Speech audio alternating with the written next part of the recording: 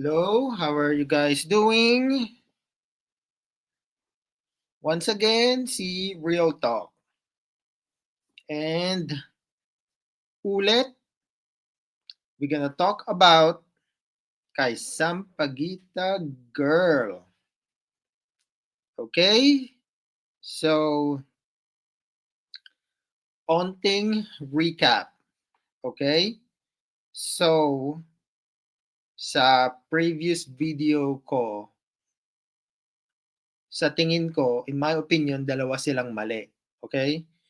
Mali si security guard dahil sinira niya yung Sampaguita.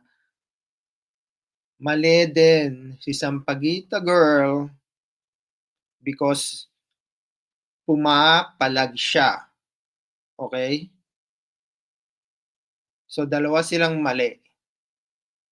Hindi lang pumapalag pero hindi rin sumusunod sa rules. Etong si Sampaguita Girl. Okay? Ito pa ang malala. Si security guard pinatalsik dahil sinira niya yung Sampaguita. Okay? Ito nga di ba sinira ni Kuya yung Sampaguita? Bakit hindi na lang siya pinagbayad? Kasi yung Sampaguita, hindi naman ganun kamahal yan And it doesn't take a lot of skills for that. Okay? Hindi na lang siya pinagbayad, hindi na lang si Kuya Security Guard dinisciplinary. You know? Siguro, yun, isang disciplinary. Tapos pag nakatatlo kang disciplinary, you're fired. So,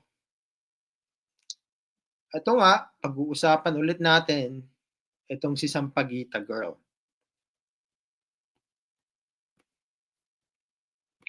Git ang pamilya ng babaeng Sampaguita vendor na nag-viral online at nakapisikalan ng isang gwardya sa labas ng mall.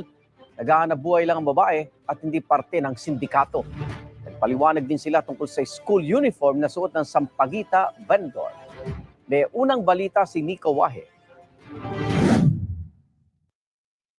Palaisipan sa ilan kung bakit nakatila high school uniform ang tinaguriang Sampaguita girl na si Marie. Hindi niya tunay na pangalan habang nagbebenta. Gayong ayon sa kanyang mga magulang, 22 anyos na ito at nasa kolehiyo na. Sabi ng ina ni Marie, pag hindi siya naka-uniform, wala silang benta. Ito hindi maganda dito So, ginagamit yung uniform to sell Sampaguita. So, nagpapanggap ng estudyante para maawa ang mga tao. Tapos, bumili ng Sampaguita. That is so wrong. Number one, kaya ka bibili ng isang bagay dahil gusto mo. Hindi dahil sa kinakaawaan mo.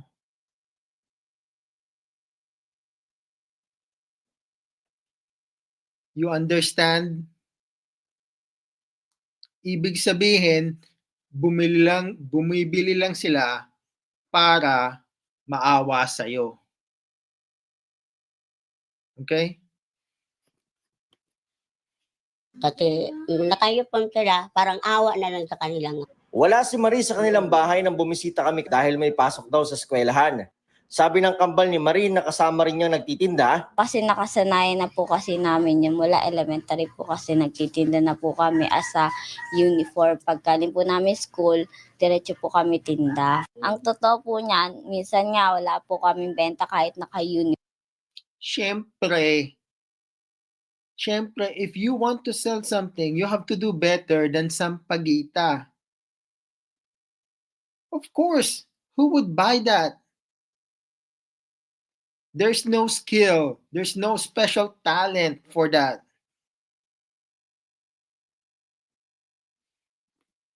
Uniform. Sobrang kunyari wala pong tao o kaya naman maraming ang tao pero wala namang bumibili. Ayaw naman daw nilang gamitin ang kanilang college uniform. Nagkakaroon nga po ng mulmol, tsaka isa lang po, tsaka nilalaban na agad.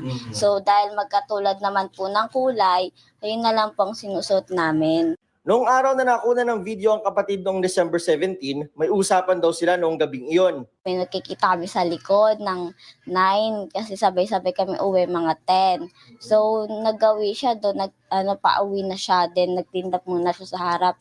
Kaso umambon that time, sabi niya sa akin. Umupo na lang siya doon sa hagdan. Tapos nilapitan siya ng gwardiya. Giit niya, hindi sila sindikato na tulad ng sinasabi sa mga komento online. Sa mga nanguhusga, hindi ko naman po kayo pinipilit na din naman. Sabi, scholar daw to eh. Hindi ito yung actual na Sampaguita girl. Pero kung scholar ka, okay, bakit hindi mo kayang sumunod sa mga batas? Simple lang naman yung batas, di ba? Na huwag ka doon sa may hagdanan na yon. Tapos, pumapalag ka pa, lumalaban ka pa sa security guard. Na ang trabaho lang naman ng security guard is na pagsabihan ka. And not only that, ang trabaho ng security guard is to protect that area. So, if you look at it long term, the security guard has a higher responsibility kaysa sa Sampaguita girl. Kasi kung may krimen na mangyari dyan, si security guard ang responsible. Okay?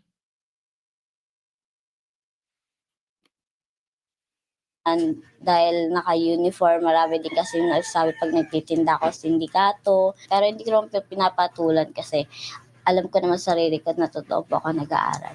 Hindi sikato yung mga anak ko. Talagang nagsisikap silang matustusan yung pag-aaral. Tila nagulo rin daw ang kanilang pribadong buhay. Natutrauma din kami. Sa school din na Natutrauma kayo? Paano kayo na-trauma? Kayo nga panalo eh. Pinatalsik nga yung security guard eh. Hindi na pwede magtrabaho sa SM. Paano kayo na-trauma? Marami nga on the side sa inyo eh. Sumaside sa inyo. Paano kayo na-trauma nun? ilang kasi may tumitingin. Ang DSWD patuloy ang assessment sa pamilya ni Marie na nauna nang nabigyan ng 20,000 pesos. 20,000. O paano ka na-trauma nun? Nagka 20,000 ka na, napatalsik mo pa yung security guard, paano naging trauma yun?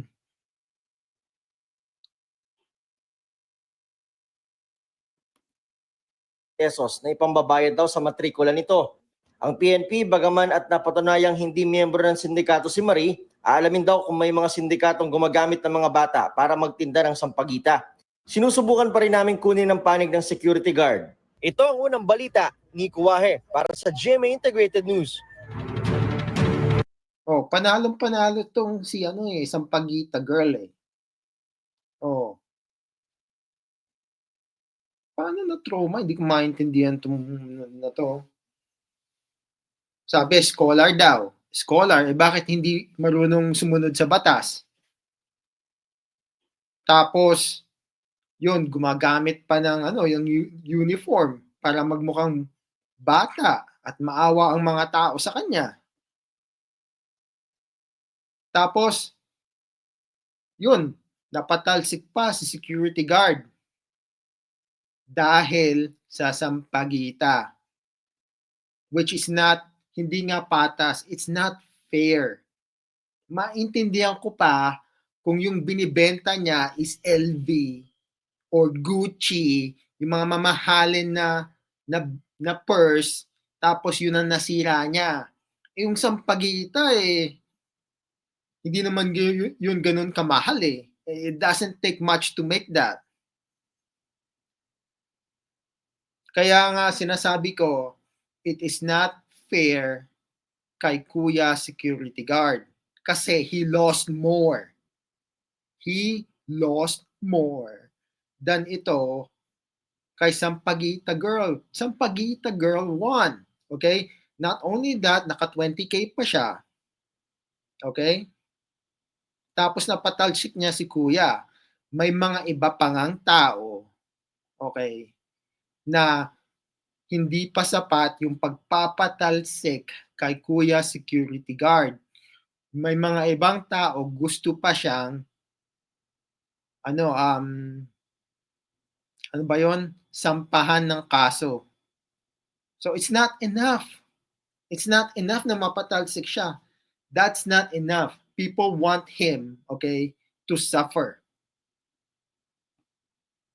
Which is, ganun talaga sa Pilipinas. Poor culture always win.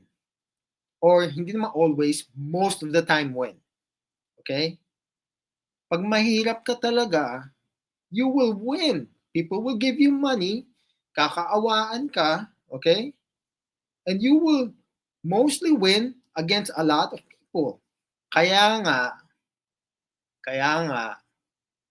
maraming mahihirap dyan, ayaw nang magbago. Bakit ka pa magbabago? Ayun, no, panalo ka naman, no? People giving you money and you don't have to do anything.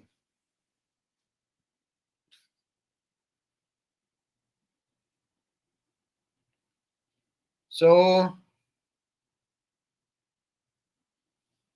yun ang problema sa Pilipinas, the poor culture.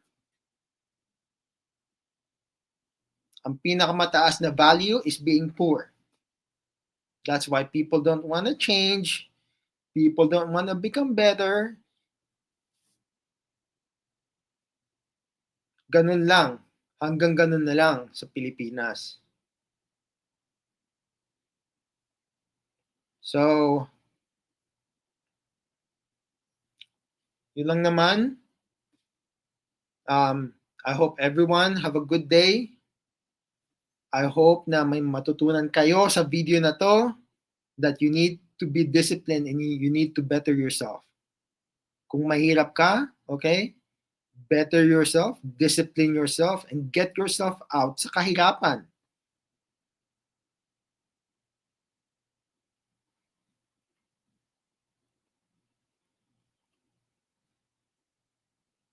Okay? So, once again, peace out.